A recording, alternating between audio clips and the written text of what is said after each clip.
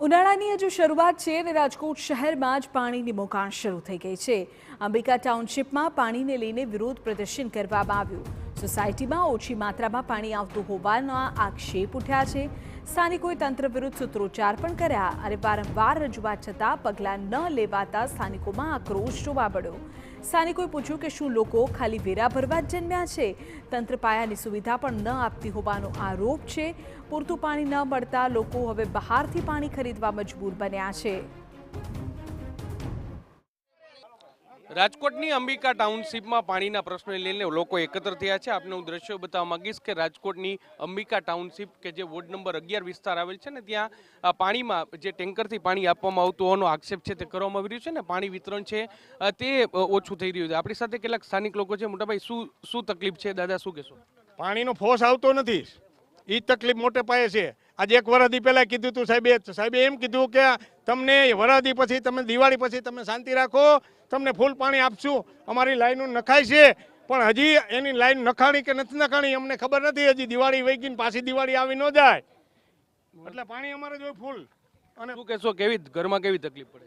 પાણી રેગ્યુલર આવતું નથી। પાણી માટે અમે અવારનવાર એને રજૂઆત કરી છે પણ ખોટા આશ્વાસન આપી અને આજની તારીખે અમારા જે પાણીના જૂના છે આ 4 મહિનાથી લો વોટર આવે છે, ડર્ટી પાણી આવે છે અને ક્યારેક તો હાવ આવતું નથી।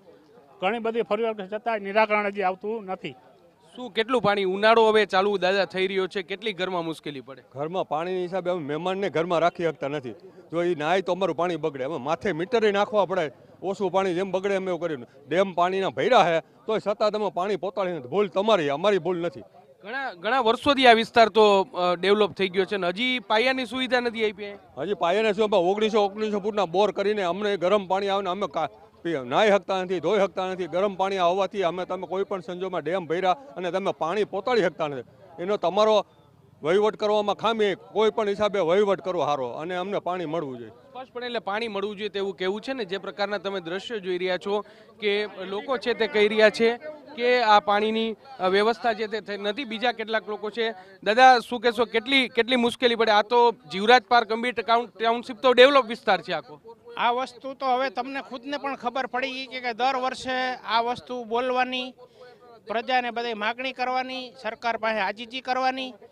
ખાલી સરકાર તરફથી એટલું જ કહેવામાં કે થઈ જશે। ગઈ દિવાળી એવું કીધું હતું કે પાણીની લાઈનો નખાઈ જાય, હવે તમને પૂરતું પાણીનું મળી રહે।